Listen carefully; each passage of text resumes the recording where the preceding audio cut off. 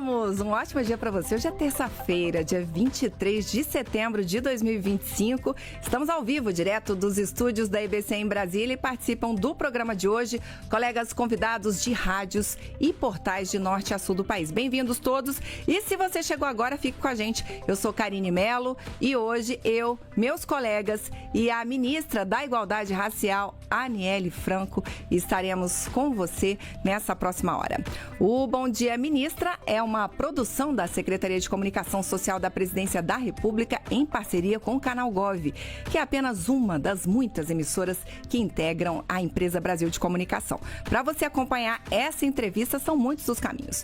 Pela Rádio Gov, estamos em rede facultativa de rádio para todo o país, mas se você quer nos ouvir e ver, pode nos acompanhar na sua TV pelo Canal Gov ou pelo nosso YouTube, o @canalgov. Você também pode nos assistir pelo site da Agência Gov, agenciagov.ebc.com.br. Lá, além da TV ao vivo e de todos os programas que temos no ar, você também acompanha as principais notícias do governo federal. Outra opção é baixar de graça na loja de aplicativos do seu Android ou iOS o Canal Gov e assistir toda a nossa programação ao vivo bem na palma da sua mão. Hoje a gente vai falar dos resultados da 5ª Conferência Nacional de Promoção da Igualdade Racial. Foram 7 anos sem esse encontro que na semana passada reuniu aí quase 2.000 pessoas, 2.000 delegados. A ministra Aniele Franco também vai falar sobre os avanços na titulação de territórios quilombolas, sobre o plano Juventude Negra Viva, que busca reduzir vulnerabilidade e combater a violência que muitas vezes leva a juventude negra à morte. Obrigada pela presença. Bom dia, ministra. Imagina, Karine, sempre uma honra estar aqui com essa equipe maravilhosa, com você. Obrigada a vocês pelo convite. Tinha tempo que a gente não se via aqui, né? Verdade. Vamos conversar bastante então, ministra, e aí já quero saber da conferência. Semana passada a ministra Aniele estava lá nessa conferência que movimentou bastante, né, Brasília, e queria saber dos resultados. Sim. Sabe aquele trabalho da faculdade, aquele que você teve mais carinho pra fazer, quando você acabava de fazer assim? Foi esse. Dava aquela respirada, acho que todo mundo que já passou por isso vai me entender. Foi uma construção coletiva gigantesca. Acho que é um orgulho enorme a gente ter conseguido tirar essa conferência do papel, né? Quando eu fui apresentar para o presidente Lula, ali alguns dias antes da conferência, ele falou, meu Deus, tem tudo isso? Que eu fui a primeira Conapira, eu falei, tem, presidente, já tem esse tempão, e são 7 anos sem conferência, e ter feito essa participação social, concretamente valer a pena, né? Dentro de uma conferência com quase 2.000 pessoas, vários estados, várias delegações, eu abracei um a um. Teve um dia que a gente tirou ali só para fazer as fotos e cumprimentar as pessoas de todos os estados que vieram, e essa construção, Karine, me deu ali o gostinho daquele entendimento, porque eu vim de movimento social também, né? E tá ali com eles e pegar mais de 500 propostas para a igualdade racial. Porque a conferência tem essa coisa, né? Você tem uma abertura com o presidente da República, que ficou emocionado ali no dia, inclusive, que olhou para todo mundo, abraçou, foi ovacionada, aquela coisa toda, quase 2 horas de evento, mas também tem muito trabalho. E esse muito trabalho passa por todas as delegações, os estados com suas peculiaridades, né? Porque é muito diferente de estado para estado, passa pelas propostas, pelos GTs, pelas discussões em grupo, para a gente tirar um papel, assim, enorme, com demandas voltadas para políticas públicas para a igualdade racial. Então, toda entrega, todo resultado veio das emergências que o povo negro tem enfrentado. Então, um exemplo, né, do que sai lá, o avanço das titulações quilombolas e o direito à moradia digna, que é algo que a gente tem falado desde 2022, ainda na transição.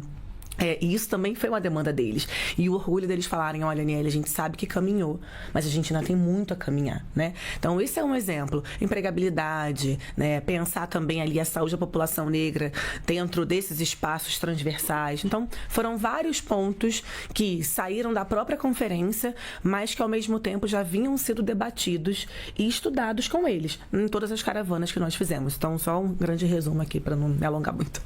É isso, a gente vai falar bastante ainda sobre todas essas demandas, sobre todos esses pontos.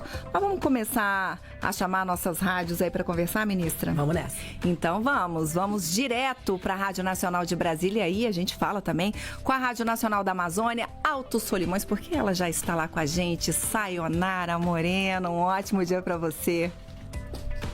Oi, Karine, bom dia para você. Bom dia, ministra, bom dia aos colegas que nos acompanham aqui também.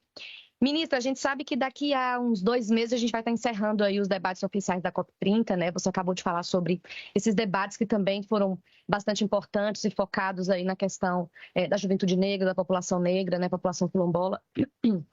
Perdão. De que forma que esses debates da conferência que acabou podem contribuir para os debates da COP30, principalmente no tema relacionado ao chamado racismo ambiental? Obrigada. Bom dia, Sayonara. Prazer falar com você. Enormemente, né? Tudo que diz respeito ao racismo ambiental, tudo que diz respeito à COP30 tem sido feito em muita parceria. Eu acho que aqui é o momento ideal e o lugar perfeito para eu parabenizar não só toda a equipe da Secretaria Executiva da COP30, mas também agradecer demais a parceria de 2 mulheres que eu amo muito, que eu vou levar para minha vida, que é Marina e Sônia, porque juntas a gente tem conseguido pensar essa transversalidade de território, pensar, né, os círculos dos povos, que vai ser um lugar muito importante na COP30, de escuta, de construção. E eu acho que tem uma coisa que você falou na sua pergunta, que é importante a gente reforçar aqui, né? A COP30, ela começa em novembro, mas ela não termina ali, né? Então a gente tem aí mais um período à frente de construção coletiva, mas ao mesmo tempo também dessa troca, né? A COP30 ela é feita, sim, pelo governo, mas também com a sociedade civil, em sua grande maioria, fazendo esse debate, cada vez mais fortalecendo ele também.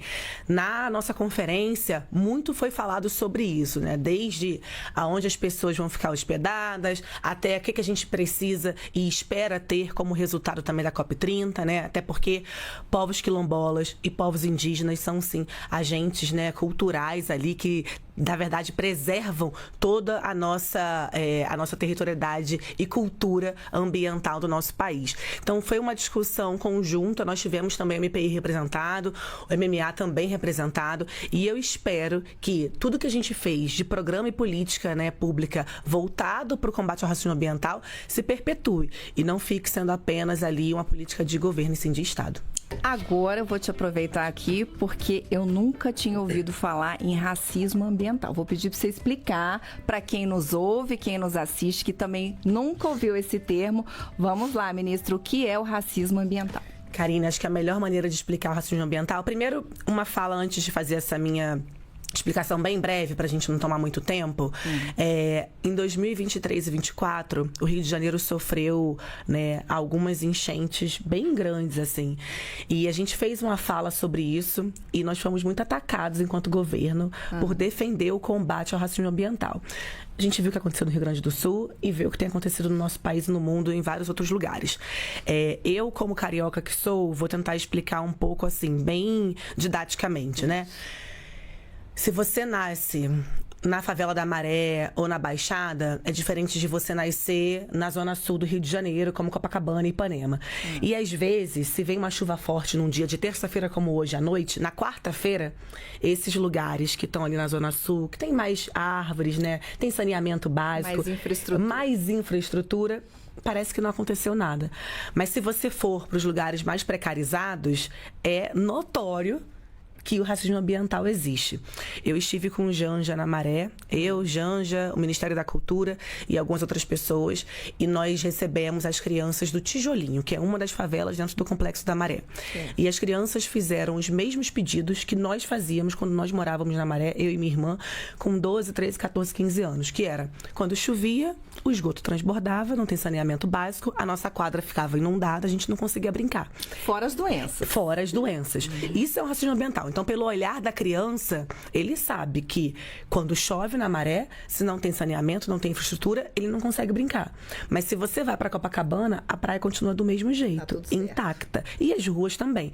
Então, o racismo ambiental ele não é criado, né, pelo governo brasileiro, como muitas pessoas nos acusaram de fazer, de falar. Pelo contrário, vem de um debate que começa em Carolina do Norte, na década de 80. Então, na década que eu nasci, inclusive. E que já é assunto aí, né, que Marina vem falando, Sônia vem falando há muito tempo, até bem antes de mim, e que a gente tem tentado combater e explicar para as pessoas que sim, existe e é preciso que a gente tenha políticas públicas para combatê-lo. Entendidíssimo, a ministra tem citado aqui Marina e Sônia. Marina Silva, nossa ministra do Meio Ambiente e Mudança do Clima, e Sônia Guajajara, ministra dos Povos Indígenas. E vamos seguir então, ministra, vamos direto para Salvador, vamos lá para a Rádio Excelsior, porque ele está lá também. Oi, João Tran, ótimo dia para você. Muito bom dia, Karina. Muito bom estar aqui de volta. Uma honra poder falar com a ministra e também falar de temas importantes como a CONAPIR, debates relacionados também ao povo quilombola. A gente está aqui em Salvador, terra de Mãe Bernadette, de tanta representatividade dessa população, e recentemente foi preso um dos suspeitos, um dos executores do caso da Mãe Bernadette. Queria saber como é que você percebe esse episódio e também quais ações tem relacionado ao Ministério, a CONAPIR traz para esse debate. Eu até conversei recentemente com o filho da Mãe Bernadette e ela disse que a população quilombola está cada vez com mais medo de denunciar, de falar como Mãe Bernadette falava. Então, o que o Ministério tem feito ante esse triste cenário que a gente vive de ameaças à população quilombola, como o caso de Mãe Bernadette? Oi, João, bom dia. Uma honra e um prazer falar com você. Mãe Bernadette sempre presente. Foi muito triste o que houve com ela, e eu me lembro, João, que algumas semanas antes dela ser assassinada, ela estava conosco aqui em Brasília. Se não me falha a memória, acho que foi semanas ou meses, não tenho agora certeza. Mas ela abriu a mesa que estava eu, Janja e outras ministras e outras lideranças. Mãe Bernadette, essa nossa liderança quilombola, que infelizmente foi assassinada. E eu sempre comparo, João, até me arrepio aqui, porque assim como Marielle, Mãe Bernadette foi assassinada com mais de 20 tiros no rosto, infelizmente. E a minha irmã com 5 tiros, né, na cabeça. E eu tenho dito essa frase, e algumas pessoas inclusive me criticaram quando eu a fiz, mas eu repito. Tem um recado quando nossas lideranças, infelizmente, são assassinadas dessa maneira, né? E tudo que tem a ver com quilombos, com lideranças quilombolas, né? Que, infelizmente, sofrem ali ameaças em seus territórios, também tem a ver com esse ministério que defende a moradia digna, que defende o direito à liberdade de expressão, que defende o direito dessa luta coletiva que vem dos quilombos e de tantos outros espaços, né? Que é um lugar que não pode ter essa violência toda. Então, quando você faz essa junção, né, de um suspeito que foi preso com o que aconteceu com a Mãe Bernadette, o que a gente tem feito, essa triangulação, né, eu diria que, primeiro, todo mundo precisa responder pelos seus crimes, né? Ninguém tem que estar aí blindado de nada. Então, é importante que a gente possa reconhecer, prender essas pessoas, assim também como foi no caso de Marielle, assim também como é no caso de Mãe Bernadette. Agora, o que a gente também precisa fazer é que esses lugares, esses territórios, eles sejam lugares seguros para todo mundo que ali reside, né? Nós avançamos muito nas titulações de quilombo, acho que em tempo recorde de todas as gestões que tivemos, né, do governo do presidente Lula, já são mais de 30 titulações, mas ao mesmo tempo a gente passa ali de 200 documentações, chegando ali num número incrível para que as pessoas saibam que seus territórios vão ser titulados em algum momento. Nós temos 2 programas, né, voltados para quilombo, que a gente construiu com os quilombolas, né? Então acho que isso é muito importante trazer aqui. Seja o Plano Nacional de Titulação, mas seja também o PNG-TAC, que é esse plano de estruturação que a gente faz com cada quilombo. Então, nós estivemos, o Ministério esteve em todos os territórios quilombolas desse país, conversando, ouvindo e entendendo o que cada um precisava. Eu acho que é a partir daí, né? E toda essa construção coletiva, ela foi feita junto, e eu repito, junto com os quilombolas, para que nós pudéssemos saber aonde cada um precisava de maneira mais emergencial. Vou aproveitar, então, para a gente falar mais sobre esse assunto, ministra. Quando a gente fala de titulação de territórios quilombolas, já foram aqui 32, né? 32 títulos e decretos de propriedade. E aí eu queria saber onde estão localizados esses territórios, ou a maioria deles, e junto com essa titulação, o que vem? Que outros equipamentos de governo, além do papel, né, vem junto dessa titulação? Por que essa titulação é tão importante? O que vem com ela? Sim, é porque cada etapa de titulação, Karine, ela demanda ali 9 passos. E as pessoas não têm a dimensão de como custa. E eu não tô falando nem do financeiro mesmo, assim, tipo, como demanda, vamos dizer a palavra melhor, como demanda para que a titulação aconteça, né? São quilombos de todo o Brasil, não tem uma única região ali específica, mas a gente, quando você olha assim, algumas pessoas podem pensar, nossa, mas 32? Mas se você pensar que durante aqueles 7 anos, desde o governo da presidenta Dilma, nós ficamos estagnados. Não teve nenhum. O único quilombo que foi titulado foi por uma medida judicial. Então, o governo teve que cumprir uma obrigatoriedade de titular um único quilombo ou de avançar com documentação, né, com os decretos, enfim. Mas todo e qualquer quilombo que a gente visitou, acho que isso que é o mais importante dizer assim, conseguimos mais de 30. Mas como que foi? Foi feito em conjunto com eles. Porque você chega em espaços, por exemplo, né, o João falou aqui de Mãe Bernadette. Os filhos, os netos, às vezes as pessoas vão embora. E o quilombo não foi titulado.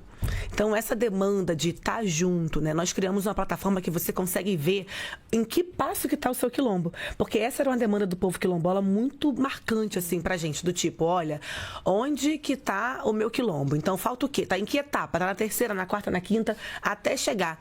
E é um trabalho conjunto, acho que vale aqui também agradecer o MDA, o Ministério do Paulo Teixeira, né? Que tem trabalhado muito conosco. O INCRA, que é fundamental em parcerias com universidades também, e a Fundação Palmares, que está ali, né, dentro do Ministério da Cultura com Margarete Menezes, mas que nos ajuda em cada passo dado, em cada quilombo titulado, em cada documento emitido. Sim, foram muitas as entregas, mas que estão sempre conosco, nos ajudando nessa construção coletiva. Maravilha! Vamos embora para o seu estado, então. Vamos ao Rio de Janeiro. Vamos lá com a Rádio Lully, porque o Maurício da Fontoura também está com a gente. Oi, Maurício, bom dia. Bom dia a todos da bancada, bom dia, Aniele.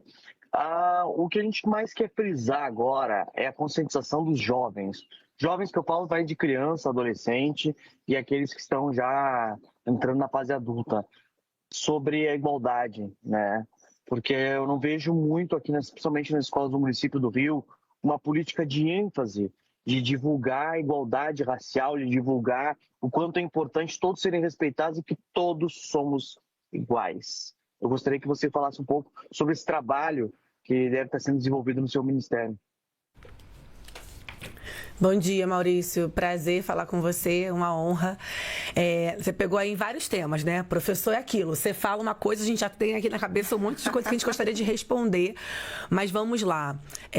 Desde o início do governo, a gente criou políticas e ações para fortalecer a Lei 10.639 e a Lei 11.645, que é exatamente o que você falou. Em parceria com o ministro Camilo, mas com tantos outros também, inclusive com a ministra Margarete Menezes. Por que eu estou trazendo isso, né? Porque já existe uma lei, inclusive assinada pelo presidente Lula, que nos traz a importância desse fortalecimento, desse letramento na educação básica do nosso país. Em 2023, a Casa Sueli Carneiro, que era liderada ali por Bianca Santana, né? Sueli Carneiro, essa grande filósofa que é a nossa liderança máxima de mulheres negras no nosso país e no mundo como todo, elas fizeram um estudo onde foi demonstrado, tem esse estudo online para você também acessar, que apenas 11% das nossas escolas aplicavam essas duas leis. Então, a gente começou a correr muito ali para que essas leis fossem replicadas, né? No Rio de Janeiro, existe uma secretaria que dentro dela é voltado para o fortalecimento dessas duas leis. Se não me engano, ela é liderada pela Joana. Um grande beijo para a Ju também, que já esteve aqui com a gente no Ministério, nos ajudando com isso. Mas, de fato, você pega num ponto que é muito sensível e que eu, quando era professora, comecei a dar aula com meus 17 anos, eu me lembro, Maurício, que muitas vezes, eu era professora de inglês também, né? E aí, muitas vezes, os livros que a gente usava não tinham, por exemplo, fotos de crianças negras, Karine. Sim. Então, eu imprimia essas fotos, eu mesma, em casa ou em qualquer lugar, e levava para os meus alunos para que eles pudessem se ver representados como médicos, como engenheiros, como jogadores de futebol, como várias coisas, porque não havia aquilo nos nossos livros. E eu digo isso porque isso foi uma demanda do nosso ministério. Então, por isso, editais que fortalecem professores de licenciatura para que eles tivessem, né, experiências culturais fora do Brasil e voltassem para replicar. E a gente tem tido um resultado muito incrível. Então, a gente sai de 11% para quase ali 30% de escolas, inclusive desses professores que participaram dos nossos editais e intercâmbios, para fortalecer essa lei. Essa fase, né, jovial, vamos dizer assim, é uma fase que a gente precisa muito, né, dessa troca de um letramento, dessa troca de explicação. Eu era professora de Fundamental 1, 2 e Ensino Médio, mas a maior parte da minha vida foi no ensino médio. E era importante trazer para os alunos que eu, Aniele, saindo da favela da Maré, consegui me formar, consegui ter bolsa de estudo, consegui fazer um intercâmbio. E muitas vezes aqueles jovens olhavam para mim assim, meu Deus, se ela fez, é possível também que a gente consiga fazer? Então é um pouco disso, Maurício. Assim, para resumir, eu acho que ações do Ministério, sempre em conjunto com a transversalidade na educação, que é primordial, eu sempre vou defender cotas raciais, vou defender cada vez mais o fortalecimento, o aprimoramento de um letramento racial com qualidade para os nossos jovens e crianças, mas também para todo mundo, né? E a gente tem comprovado isso aqui no Ministério com vários programas de letramento, não só para jovens, mas também para adultos. Falando em letramento, antes até de começar o programa, conversava aqui com a ministra Aniele justamente sobre isso. O Ministério lançou um curso de letramento racial que bateu recorde, não é isso? Bateu recorde. De inscrições. Bateu recorde. E o mais legal, Karine, é a gente andar na rua e as pessoas falarem: ministra, eu me inscrevi para fazer o curso de letramento, todo mundo tem que fazer. É isso que é, assim, satisfatório de você entender o tamanho da missão que é estar nesse lugar, né? E é muito bom lembrar que a minha mãe tem uma frase ótima que diz, né? O nosso conhecimento ninguém tira. E ela sempre fez a gente levar muito a sério essa frase, assim, não importa o que você está estudando, né? Quanto mais conhecimento você tiver, melhor você consegue também se relacionar com as pessoas, conviver no seu ambiente de trabalho. E esse curso, que é feito em parceria com a ENAP é uma grande parceira nossa desde o início do governo, né? Então, mandar aqui um beijo para todo mundo, inclusive ali da ministra Esther Dweck também, que nos ajudou com essa parceria desde o início. Esses cursos, eles são feitos para que a gente possa cada vez mais trocar, mas dar o exemplo dentro do governo federal. Assim como o decreto de 30%, assim também os cursos de letramentos raciais. Por quê? Porque se eu falo que eu sou defensora das cotas, mas ao mesmo tempo eu não faço como um bom exemplo concreto de ter pessoas negras nos espaços de trabalho, de poder de decisão do meu ministério, né? Acho que não é justo, não é correto. Então é bom você falar e poder também exemplificar. E por isso esse curso ele tem um carinho e um lugar tão especial pra gente, assim, de vários ministérios poderem chegar e falar, olha, nós estamos fazendo. E aqui a gente, inclusive, acho que umas 2 semanas atrás, uma professora da UNB me parou e falou assim: Aniele, a gente está fazendo, inclusive, um clube da leitura através do curso de letramento racial. E eu fiquei muito feliz com aquilo, porque conhecimento é ganho, né? E o que se aprende nesse curso? Me diga. Olha, o letramento racial, na verdade, é para que a gente evite, eu vou resumir muito assim, mas que a gente evite cometer atos racistas, eu diria, né? Para você aprender sobre a nossa história, para você aprender o que falar, sobre como falar, como tratar, né? Não é só o vocabulário, não, né, é só vocabulário. Acho que as pessoas ligam muito ao vocabulário. Não é verdade, só isso. Você tem razão. Não é só o vocabulário do que pode e do que não pode usar, mas aprender a história, aprender e saber por que o povo negro é aquele povo que mais sofre, mas também é o que está mais subrepresentado em espaços de poder de decisão. Quais são os autores que falam sobre isso? Quais são os intelectuais que nós temos que também falam sobre isso? Então é um letramento assim no geral. Desde você aprender a usar, mas também você aprender a como estar ao lado de uma pessoa negra, né? Quem nunca, se a gente abre o microfone aqui para os ouvintes, quem pessoa negra já passou por várias situações racistas que às vezes você não sabe como reagir, então o letramento ele também passa por isso. Então é isso, então a gente vai colocar aí na sua tela o site da ENAP, enap.gov.br, e aí você pode se inscrever nesse curso. As inscrições são gratuitas e aí já temos mais de 17 mil pessoas aí inscritas para fazer esse curso, para ter essa oportunidade então de aprender. Vamos seguir, ministra, vamos para Fortaleza, não é isso, Malu? Opa, então vamos embora, vamos lá para Fortaleza, vamos lá para o Portal o Povo. Gabriele Félix, um ótimo dia para você, bem-vinda. Obrigada, Karina, bom dia, ministra. Ministra, durante o CONAPI foi anunciado que o Ceará vai receber uma casa da igualdade racial, né? Esse equipamento ele vai funcionar nos moldes, por exemplo, da Casa da Mulher Brasileira? Eu queria entender o que a população pode esperar desse espaço e como ele se integra à Rede Nacional de Promoção à Igualdade Racial. Oi, Gabi, bom dia, tudo bem? Um prazer falar com você. Sim, vai receber e eu vou te explicar um pouquinho, né, para você e para todo mundo que está nos ouvindo aqui sobre o que é a Casa da Igualdade Racial. Quando nós sentamos com todos os nossos gestores de órgão PIR, nós ouvimos muito deles que eles gostariam de ter um equipamento. Você trouxe aí a Casa da Mulher Brasileira, a gente estava aqui debatendo um pouquinho antes do programa essa comparação. E eu fiz a comparação com os Céus da Cultura e Karine aqui, maravilhosa, falou assim, eu acho que é mais parecido com o caso da Mulher Brasileira. Enfim, acho que as duas estão corretas, mas a nossa ideia, Gabi, era ter um espaço onde as pessoas que sofressem qualquer tipo de violência racial, a gente pudesse acolhê-las. E não somente acolher como, sinto muito, né? Mas acolher como? Tendo um apoio judicial, tendo um apoio psicossocial, tendo ali uma escuta, tendo também um espaço, por exemplo, se essa mulher chega lá ou esse homem chega lá com uma criança, tendo um espaço para que as crianças também possam ser acolhidas quando chegarem. E essa construção coletiva da Casa da Igualdade Racial, ela vem junto com os gestores do SINAPI, né? O que é o SINAPI? Esse Sistema Nacional da Promoção da Política de Igualdade Racial, que são gestores que estão lá nos seus municípios e nos seus estados, e que tem ali recebido, por exemplo, uma infraestrutura do nosso ministério para que eles deem conta desses trabalhos, né? Então, vários órgãos PIR estavam aqui presentes, né, com suas delegações na conferência, na CONAPIR. Então, a gente pôde debater e pensar, olha, como é que vocês acham que nós podemos estruturar essas casas? E foi tudo feito em conjunto com eles. Então, na verdade, é isso. É um lugar que a gente vai ter esse atendimento coletivo, né, para vítimas que sofrerem racismo. E sim, Fortaleza é um lugar, Rio de Janeiro também é outro lugar, Minas Gerais e Rio Grande do Sul, a princípio, são esses 4. E aí, até 2026, a gente está com essas casas lançadas, se Deus quiser. É isso. Malu, vamos agora para São Luís do Maranhão, né? Vamos embora para São Luís do Maranhão, portal O Imparcial. Olá, Welton Ferreira. Bom dia, Karine. Bom dia, ministra. Ministra, um relatório divulgado no ano passado apontou que o Maranhão, apenas 77% dos casos de violência policial com mortes, é possível registrar o dado racial. Isso dificulta a análise racial porque não se tem a cor da pele dessas vítimas. Como você avalia essa questão da falta de informações e como o Ministério pode pressionar para ter uma melhor coleta dessas informações?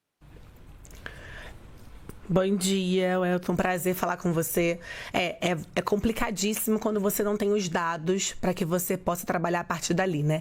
No início do governo, muita gente falava assim, mas para que vai fazer um censo quilombola? Para que vai ter um censo indígena? E foi incrível a gente poder fazer esse censo, porque a partir dali nós descobrimos não só a quantidade, mas a territorialidade também, e cada lugar e o que a gente precisava fazer, né?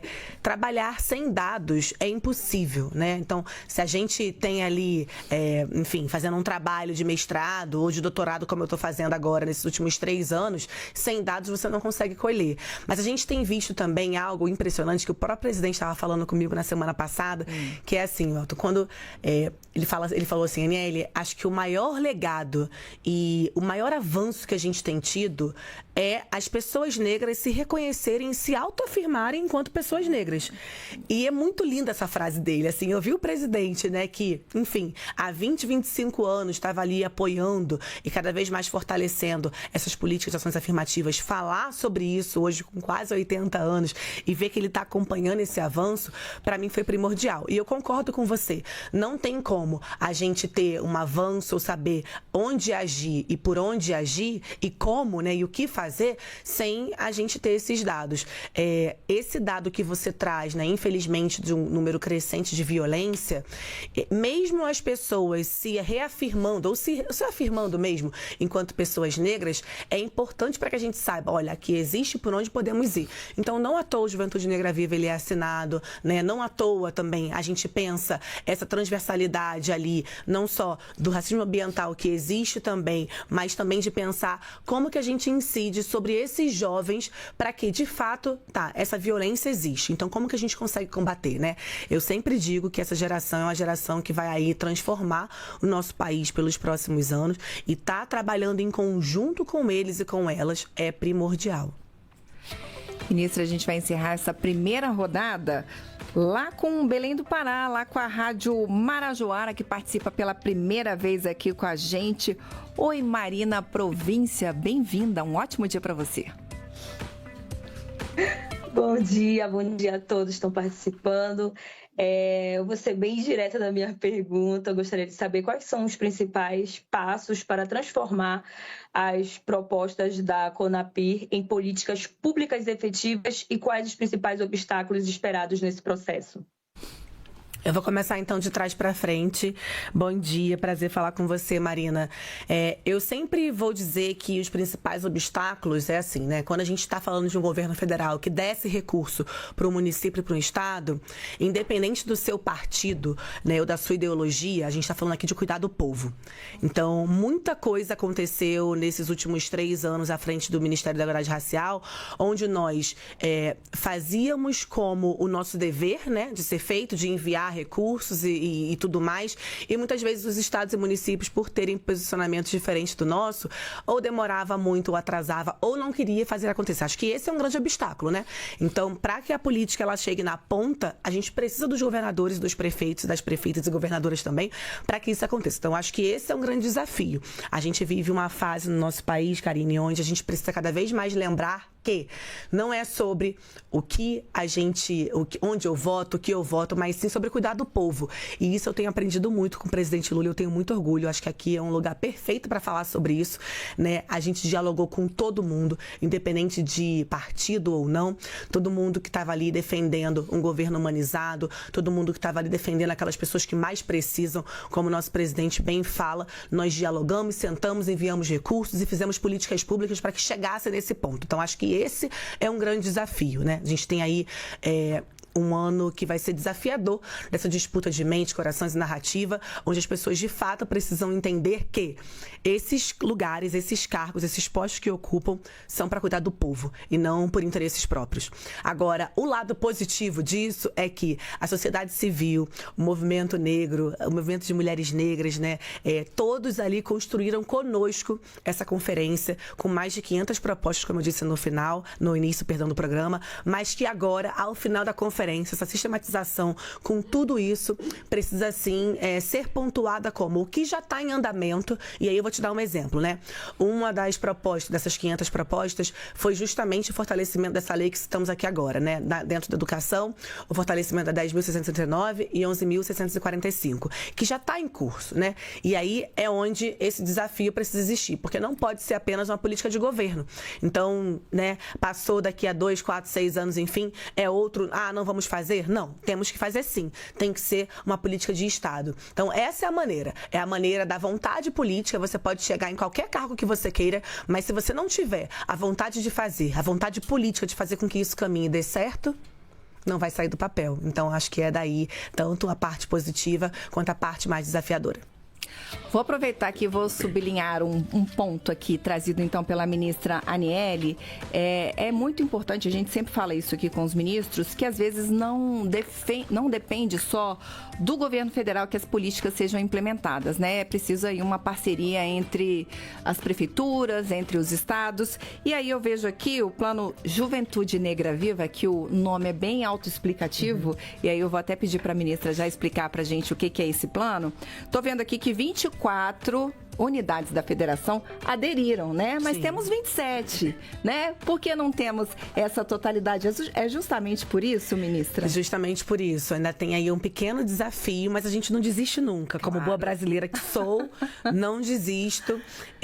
Porque o Juventude Negra Viva, cara, É um plano, assim, que eu encho a boca e o peito, o coração pra falar, porque como uma mulher que foi criada na favela da Maré e viveu e viu muita coisa, os nossos jovens, né, quando foram escutados, quando a gente fez as caravanas pelo Brasil inteiro, assim, o olho brilhava de querer fazer com que esse plano saísse do papel, né?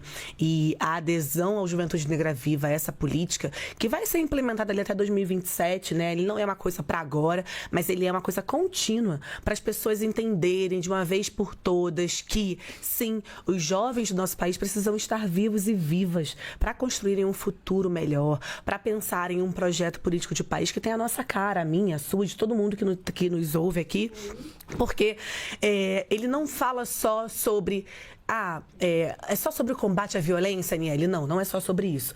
É sobre o racismo no esporte, como a gente recebe várias denúncias aqui de pais e professores e técnicos que infelizmente são racistas com crianças de 8, 9, 10, 11 anos.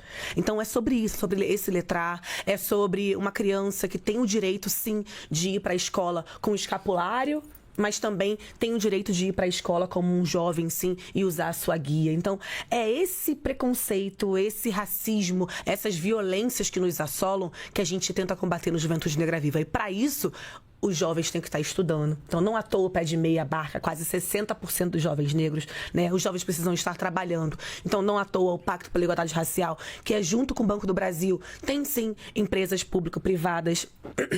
Não à toa, quando você fala de cultura, né? Cultura mantém viva a nossa memória. A gente está vendo aí o que o cinema brasileiro tem feito, o que Margareth Menezes tem feito ali à frente do Ministério da Cultura e tantas outras coisas. Então, também tem a ver com o Ministério dos Direitos Humanos, com Macaé Evaristo presente, para falar sobre esse direito de ir e vir, mas com segurança. E aí eu encerro, Karina, dizendo que quando a gente abre os jornais e vê o número crescente de feminicídios, ou ver o número crescente de mulheres jovens, meninas jovens que são violentadas, e muitas vezes, né, as pessoas acham isso normal, e hoje, né, a ministra Cida Gonçalves inicia, a ministra Marcia Lopes está aí também falando e fazendo muito sobre políticas para mulheres, isso também está ali escrito dentro do nosso plano de Juventude Negra Viva, porque a transversalidade, ela prevaleceu de uma maneira nesse plano, que são quase 19 ministérios, eu tenho muito orgulho de falar sobre isso, que abarca desde a educação até sim a prevenção de dignidade menstrual, por exemplo,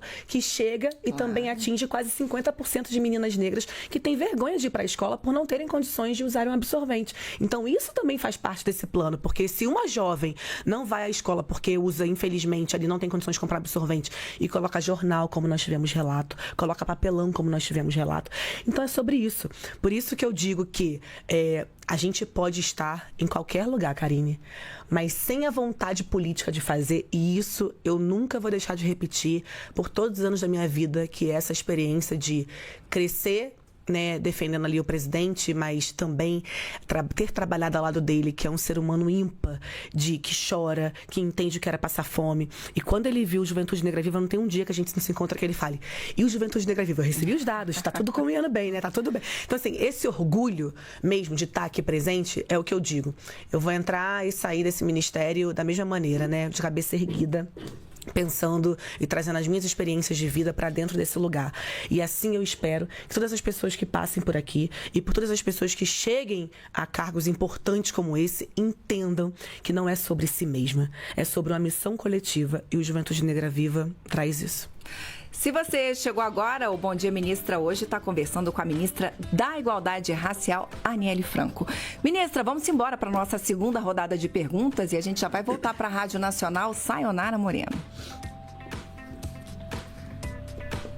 Ó, o microfone fechado. Aí, agora sim, saiu.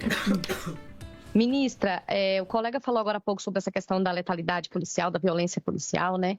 Eu, apesar de estar em Brasília, sou baiana e vejo que a Bahia é um estado que está figura aí tristemente entre os estados com o maior índice de letalidade policial. em todo o país. A gente lembra que a capital da Bahia é nada mais, nada menos do que a cidade com a maior população negra fora do continente africano. Infelizmente, a gente tem que trazer esses assuntos aqui de violência, de ainda buscar tentar manter a juventude negra viva, né, como diz o plano, e a gente poderia estar, inclusive, debatendo outras questões, riquezas culturais, belezas, tudo que vem aí da população negra brasileira. Mas, ainda falando dessa questão de ações, de políticas públicas, para essa questão da letalidade policial, existe algum plano, inclusive de letramento racial, para essas forças de segurança, principalmente nesses estados onde a violência policial persiste tanto e principalmente contra a população negra? Obrigada. Obrigada pela sua pergunta. Sim, existe um plano. A gente, desde o início do governo, né, do mandato do Ministério, a gente tem tentado colocar esse plano em ação. E a sua fala aí, que você traz na sua própria pergunta, né, sobre a Bahia, a gente recebeu a delegação da Bahia aqui na CONAPI, e esse foi, inclusive, um dos maiores temas, né, que foram ali citados e falados por ele. Não somente esse da letalidade, mas também, infelizmente, do racismo e da intolerância religiosa, né, porque muitas vezes ali alguns números demonstram que essas violências também perpassam por esse direito de você cultuar a sua fé. Então, sim, dentro do próprio plano do Juventude Negra Viva, a gente tem esse plano de letrar não só, né, essas forças, mas também, ao mesmo tempo, agentes no próprio aeroporto, como muitas vezes também nós tivemos ali situações inusitadas, né, voltadas, infelizmente, para pessoas negras. Ministra, vamos voltar para Salvador. Vamos lá para a Rádio Excelsior, João Tran. Ministra, você comentou de tantas ações, né, que o Ministério faz, que chega tanto na população, e acredito que há sim um clamor para saber se a ministra pretende, em 2026, estar em algum cargo eletivo, tentar também algum posto nas próximas eleições. Vamos ver seu nome na urna? Oi, João, obrigada pela pergunta. Eu estou ministra, né? E eu digo, presidente, que como boa atleta que eu sou desde os meus 8 anos de idade, eu sou uma soldada na missão de ter um país melhor. Então, o futuro a gente vai ver em breve. O futuro a Deus pertence, como disse Karina aqui do meu lado.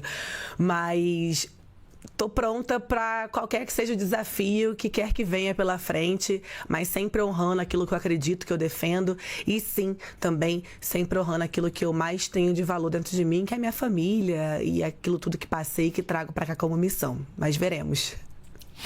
Ministra, vamos voltar lá para o seu estado, vamos lá para a Rádio Lule. Maurício da Fontoura. Então, a minha pergunta é sobre o trabalho em conjunto com o Ministério da Cultura. São 2 ministérios riquíssimos, né? E que devem se unir nessa coalizão de divulgar, de ampliar o conhecimento. Eu quero saber como tem sido esse trabalho seu com a Margarete, até porque o Ministério da Cultura é um ministério riquíssimo, nunca recebeu tanto recurso. Eu acho que essa parceria, consequentemente, deve ter uma ampliação cada vez maior.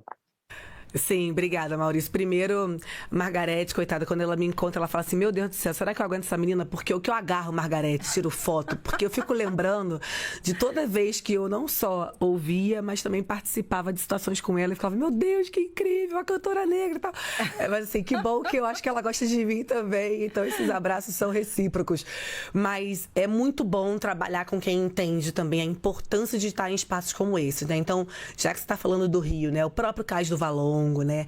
Reconhecer aí as nossas personalidades negras que fizemos junto com ela, com o presidente Lula e tantas outras coisas que foram feitas, mas assim, os próprios agentes da cultura, né? Que foi o momento que eu estava inclusive com o secretário executivo de Margarete e também acho que Jean já estava nessa agenda, se não me falha a memória, das entregas desses diplomas para esses agentes culturais que estão ali nos territórios fazendo chegar a cultura, mas ao mesmo tempo também fazendo chegar a importância da igualdade racial. Então, eu tenho muito orgulho de caminhar ao lado dela. Foram muitas ações conjuntas, desde o feriado nacional do 20 de novembro, até a gente pensar, né, por exemplo, esse reforço cultural do cinema brasileiro. Há poucas semanas atrás, nós estávamos no Palácio com o presidente, né, na exibição do filme A Melhor Mãe do Mundo, que é protagonizada por uma mulher negra, mas que traz ali, Karine, temas essenciais, como as catadoras, como racismo ambiental, ambiental, como reciclagem. E assim, o presidente se emocionou, nós trouxemos as catadoras, né, também para estar ali assistindo conosco. Um beijo para a Shirley, que é a protagonista desse filme, junto com o seu Jorge e tantas outras pessoas importantes ali. Então, isso é um exemplo de um trabalho em conjunto, né? Porque quando a gente fala sobre trabalhar a transversalidade, de fato, concretamente chegando na ponta, eu acho que tanto o Ministério da Cultura como vários outros também são ótimos exemplos para isso. Ô, ministro, eu quero fazer um parêntese aqui, porque toda vez que a ministra Aniele vem aqui, ela dá aquele exemplo da escola, quando ela era professora, de levar as fotos, e é um exemplo que é importante reforçar mesmo, porque as crianças, de fato, elas se veem ali, e hoje uma coisa interessante é que a inteligência artificial está sendo muito usada para isso, Sim. né? A gente vê aí, eu recebo sempre esses conteúdos de professores que têm usado a inteligência artificial para mostrar como é que aquela criança será como adulto, vestido, Sim. né? Caracterizado naquela profissão. Então a gente vê lá médicos, veterinários, jogadores de futebol, policiais, Sim. né? E a gente vê a emoção, né? Então, assim, daquela criança, né? De se ver no futuro, né? E se olhar, nossa, olha, né? Eu tô me vendo ali na fase adulta. E aí, já que eu tô falando de internet, queria que a senhora falasse um pouco com a gente. Esse é um lado bom da internet, né? Da inteligência artificial, mas eu queria tocar num assunto que é transversal. A ministra Macaé esteve aqui com a gente, falou bastante disso, que é a história do ECA Digital. Sim. Estatuto da Criança e do Adolescente Digital. Antes nós tínhamos aí a lei aplicada só no ambiente, fora do ambiente virtual. O ambiente virtual não tinha, né, ali uma legislação ali, né, específica, e aí a partir da denúncia do influenciador Felca, a gente teve então aí uma mudança, uma comoção nacional, falando sobre adultização de crianças e adolescentes, né? Crianças que são colocadas em conteúdos que não são compatíveis com a idade. Queria saber como é que a senhora vê isso entre as crianças negras. Sim. Olha, você falou vários pontos importantes aí, Ká, e toda vez que eu vejo um vídeo como esse que você falou, primeiro eu vou começar por aí, assim, esse imaginário de você poder se ver em espaços, porque, infelizmente, né, tem muita realidade no nosso país ainda que as pessoas nunca vão se enxergar em espaços, né, eu tô tão feliz porque eu vou ser um engenheiro, porque eu via isso na minha sala de aula. E a importância dos professores, né, de poderem fazer com que essas crianças se imaginem nesses espaços é muito lindo. Era o que eu fazia um pouco Sim. com essas fotos, né? A internet, ao mesmo tempo que ela ajuda, ela atrapalha em alguns momentos. É cruel, né? E eu digo isso até por mim mesma também, assim. Muitos dos ataques, das violências políticas digitais que eu sofri, e que sofro até hoje. Final de semana veio uma enxurrada também de mensagens que não cabe aqui falar, que são diárias, assim, enfim, ou semanais, eu diria até, fazem a gente repensar muito que esse lugar não pode ser terra sem lei. Né? Precisa sim estar regularizada, precisa sim ter um acompanhamento, né? Aquela época onde estava uma moda nas redes sociais, no Instagram da vida e tal, de fazer aquela inteligência artificial como gibi, né? E aí as pessoas iam lá, se descreviam e aí criava aquela imagem. E assim, toda vez que era com pessoas negras tinha alguma coisa racista. Fosse o cabelo, fosse uma arma, fosse alguma violência, então sempre tinha, né? Eu lembro que a deputada Renata Souza também denunciou o algoritmo, fez e tudo.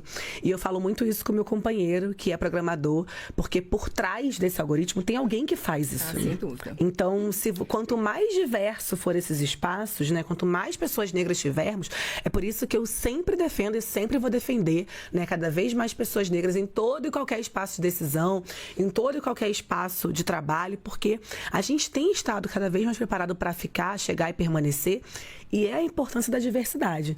Então, quando você traz esse tipo de fala, né, como é que atinge essas crianças? Atinge de maneira gritante, porque, infelizmente, muitos são aqueles vídeos racistas, ou muitos são aqueles algoritmos que não colocam ali, que não comportam, né, eu diria até melhor, pessoas negras em situações felizes, eu vou dizer. Não vou nem entrar em outro nada, mas em situações felizes, como a gente merece ver. Sem dúvida. Ministra, vamos voltar à Fortaleza, vamos lá para o Portal Povo. Gabriele Félix. Ministra, eu queria trazer agora, entender um pouco sobre, assim, a gente sabe que a mulher negra, ela vem sendo o foco central das políticas do Ministério, né? Mas eu queria entender como que o MIA tem buscado incluir mulheres de outras etnias, né? Como indígenas, quilombolas, ciganos e os povos guerreiros, dentro dessa agenda, né? A gente pode citar aí alguma prioridade que saiu depois do CONAPI, por exemplo? Eu nem dividiria, Gabi. Eu acho que todas estão dentro da mesma prioridade, né? Da mesma priorização, eu diria, assim. Porque eu me lembro que quando nós chegamos, a gente teve que fazer ali um leque de escolhas das emergências, né? E as mulheres negras como um todo, mulheres quilombolas principalmente também, elas estavam ali no topo de violência subrepresentadas. Então, toda e qualquer ação que a gente faz, né, é voltada para o povo negro como um todo, né? Óbvio que tem dados e números que demonstram ali cada vez mais a importância de olharmos para as mulheres, sim, né? Não à toa a gente falou aqui durante o programa sobre os números altíssimos de feminicídios e violência que a gente tem visto no nosso país, cada vez maior. Mas eu diria que toda vez que a gente precisa falar ou debater sobre isso, seja dentro da saúde da população negra, seja dentro dos territórios, seja dentro da educação, a gente engloba a todos da mesma maneira, porque não é para priorizar um ou outro, e é sim para fazer com que esse país tenha consciência cada vez mais e cada vez maior de que todas essas pessoas que estão ali, nas 57% da população, precisam ser cuidadas. Ministra, a gente vai fechar essa segunda rodada com o portal O Imparcial. Vamos lá, Welton Ferreira. Olá, de novo. Ministra, o Maranhão concentra 24% das comunidades quilombolas de todo o país. E volta e meia nos noticiários a gente vê muitos casos de violência entre donos de terra e comunidades quilombolas. Na questão da titulação de terras, há alguma ação prevista para combinar a titulação das comunidades quilombolas com a proteção a essas comunidades contra essa violência? Sim, com certeza tem que ter, né? Acho que desde o diálogo, que é o básico que deveria ter, e não a violência, até como a gente leva a infraestrutura necessária, né, e solicitada por cada território. Por isso que eu falei aqui, Welton, e repito, né? Sua pergunta foi maravilhosa, porque essa junção governo federal, governo estadual e governo municipal, ela é imprescindível. Então, quando ela acontece, de fato, a gente tem ali um resultado eficaz, né? Não somente porque, do nosso lado, a gente precisa, né, ter ali com o INCRA, com o MDA, com tantos outros, mas também porque isso requer verba, né? Isso requer também entender o que tem nesse território. Acho que um exemplo maravilhoso sobre isso é o Quilombo de Alcântara, né? Que quando a gente consegue resolver esse conflito, que o presidente vai lá para a titulação e a gente consegue dar passos importantes ali sobre isso, é a demonstração desse diálogo quando a gente estava com o governador naquele palco também e com o prefeito falando sobre a importância de resolver não só o conflito, mas de levar ali vida digna para aquelas pessoas que ali residem. Então, sem dúvida nenhuma, tem que ter, né, não só a parte de segurança, mas a parte de educação, a parte de saúde, que um dos pedidos, eu nunca vou esquecer também, uma das maiores solicitações também no Quilombo de Alcântara era isso, e à época ainda era a ministra Anísia, né, hoje em dia o ministro Padilha, que nos atende, que leva também, né, a UTI móvel para lá. Enfim, esse diálogo, eu sempre digo que o povo só tem a ganhar quando essa triangulação existe, é consistente e é eficiente. Ministra, quando a gente fala em preconceito, né, em racismo, em igualdade, né, a gente tem uma questão aí que é com a comunidade LGBTIAQN. LGBTQIAPN+. APN+. Então, é uma comunidade que já sofre, né, muito preconceito, né? Sim. E imagino que a comunidade negra, dentro dessa comunidade, também sofra mais ainda, né? Então, queria que a senhora nos dissesse que resultados a conferência trouxe para essas pessoas.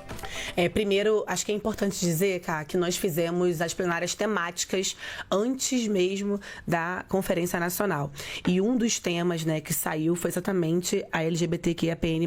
Nós tivemos aqui em Brasília, né, com uma delegação que veio, que nós conversamos e tal. E também depois elas voltaram, né, para a Conferência Nacional. A importância disso é que, assim, infelizmente, o Brasil está no topo 5, acho que se eu não me engano agora é o 3º país que mais mata a comunidade LGBTs. Infelizmente, ainda assim. Então, o fato da gente, né, junto com o Ministério dos Direitos Humanos, né, Ministério da Igualdade Racial, Ministério dos Direitos Humanos, combinarem, trabalharem juntos para isso, eu me lembro que nós recebemos o dossiê, né, da ANTRA, junto, eu e Macaé, nós recebemos, né, que tem ali as reivindicações, né, as políticas que podem ser aplicadas. No início do nosso governo, nós fizemos um banco de dados de currículos, né, para pessoas negras, e essa comunidade nos pediu para fazermos juntos com o Ministério dos Direitos Humanos também, né, um banco de dados de currículos para pessoas trans, e assim nós fizemos. Então, é isso que eu falo, assim, acho que talvez a gente fique até um pouco repetitiva, mas a importância desse lugar para todo mundo que está nos ouvindo, desse trabalho conjunto. Né? Esse trabalho de proteção também conjunto, esse trabalho de aprimorar, fortalecer, proteger, que eu acho que é preciso repetir cada vez mais também. E na conferência, né, dentre as várias recomendações e reivindicações que saíram, uma maior delas era, sim, a proteção para essa comunidade. Sem dúvida. E aí, já me dá gancho também para saber como é que as políticas de cota têm efetivamente ajudado, né? É um tema muito polêmico, infelizmente, ainda entre as pessoas, né? A questão das cotas, a gente teve o concurso nacional aí, né, de vagas para o governo federal, que teve cotas diversas, né? Inclusive para trans, né? Para pessoas trans. Eu queria saber de que maneira, ministra, o cenário mudou a partir dessa política. Nossa, muito. Muito. Se a gente olhar 20, 25 anos atrás, o número ele era menos de 5% ali, beirava 3,7%, 3,8%.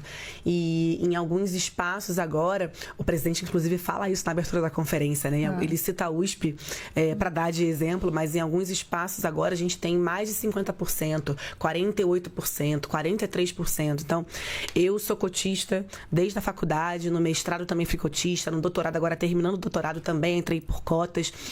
Nós renovamos e fortalecemos a lei de cotas no serviço público, mas também no ensino superior, na nossa gestão, né, em conjunto com vários outros ministérios, em conjunto com o Movimento Negro, em conjunto com os parlamentares que nos ajudaram também. Então, eu sempre digo, Karine, que a lei de cotas ela é o maior exemplo e o presidente diz que é uma das maiores políticas reparatórias do nosso país. Por que eu estou falando isso? Né? Eu estou dizendo isso porque se a gente quer que o país olhe para a gente e reconheça o que está sendo feito, os exemplos começam daqui. Agora, há poucos dias atrás, eu e a ministra Esther, nós publicamos um artigo no Globo falando sobre isso, né? Falando da importância do CNU e de ter ações afirmativas nesses concursos, né? Então, quando você chega para ser atendido num lugar e você se reconhece em alguém, isso é muito importante. Eu uso muito essa frase, né? Que eu me reconheço em muitas pessoas andando pelo Brasil afora e também espero que elas se reconheçam em mim pela minha história, pelo que a gente tem feito aqui. E você fala na sua pergunta, né? Ainda é um assunto um pouco polêmico. Infelizmente, não deveria ser, né? Ainda é para alguns lugares, mas não deveria ser. Porque Sueli Carneiro tem uma frase ótima que é: durante 525 anos, sempre teve ali cotas para pessoas brancas, porque só entravam pessoas brancas em vários espaços, em vários lugares de decisão e tudo mais, e ninguém nunca reclamou. E quando a gente vem reivindicar, né, o que é nosso de direito, as pessoas se sentem incomodadas. Então, a lei de cotas, ela é primordial, ela é importantíssima. O orgulho que dá, Karine, de você estar nos espaços e as pessoas chegarem e falarem assim: ministra, olha, eu hoje sou médica, eu hoje estou me formando em odontologia, eu sou enfermeira, eu entrei por cotas. Isso não tem preço, assim. Foi o que eu falei pro presidente na época do decreto. O presidente, não tem custo financeiro, mas o ganho político, se o senhor colocar esse decreto, se a gente conseguir renovar a lei de cotas, vai ser um ganho imensurável para a população negra. E no dia da minha fala da abertura, tem esse pedacinho, para quem quiser ver, que está lá gravado, eu pedi para todos os cotistas se levantarem na abertura da CONAPIR. E a cara do presidente, a cara da Janja também, assim, de orgulho, de olhar aquilo, de se emocionar, porque quase metade da nossa plateia se levantou. E que orgulho que eu acho que, para encerrar, esse é um dos maiores legados que nós deixaremos, assim, à frente desse Ministério da Igualdade Racial, porque fortalecer a lei de cotas, essa aprovação, o Fundo Nacional agora também para a Igualdade Racial e tudo que a gente conseguiu criar para esse povo e deixar fortalecido, dá um quentinho no coração. Com certeza, parabéns sempre pelo seu trabalho. Eu vou deixar ainda aí um minutinho aí para você se despedir da gente. E aí, ministro, eu quero já aproveitar também para pedir para você incluir nessa sua despedida os canais para denúncias, porque falamos muito de preconceito, muito de racismo, mas não demos aqui o canal para denúncia. Vamos lá. Sim, no Ministério da Igualdade Racial, a gente tem lá no nosso site a própria parte da ouvidoria. Então, qualquer denúncia que vocês tenham, vocês podem também enviar para lá. Eu recebo muitas denúncias no meu próprio Instagram. Opa, que é Aniele Franco, @Aniele Franco. Pronto. Mas assim, eu vou encaminhando também, não tem problema nenhum. Quero agradecer, é sempre muito bom estar aqui. Que honra e que bom a gente ter esse governo democrático, humanizado, que a gente pode trazer nossas pautas, que a gente pode ouvir perguntas. Então, muito obrigado para todo mundo que fez pergunta e um beijo para cada estado também que nos acompanhou daqui. E dizer que é um orgulho imenso estar do lado certo da história, é um orgulho imenso estar à frente desse ministério que cuida de 56% da população, mas acima de tudo é um orgulho imensurável trabalhar com um time que é humanizado, que entende aquelas pautas do povo que mais precisa, que cuida de quem mais precisa e que defende sim o fim da escala 6x1, que defende sim que quem ganha mais tem que pagar mais imposto sim, e que defende sim, sem sombra de dúvida, que a população negra desse país, a população LGBTQIAPN+, a população quilombola, indígenas, precisam estar vivos e vivas, porque são patrimônios culturais do nosso país. Obrigada. É isso, você está vendo aí, quem nos acompanha pelo YouTube ou pela TV, está vendo aí o site do Ministério, gov.br/igualdade racial. É isso, quero agradecer então a todos os colegas que me ajudaram a fazer o Bom Dia Ministra de hoje e já quero convidá-los para ficar com a nossa programação hoje aqui do Canal Gov. A gente vai ter o nosso Jornal Brasil em Dia agora na sequência e depois, muito esperada, a participação do presidente Lula na abertura da Assembleia Geral da ONU. O Canal Gov vai transmitir tudo, então você é nosso convidado. Fique com a gente, um ótimo resto de semana e a gente se vê. Tchau!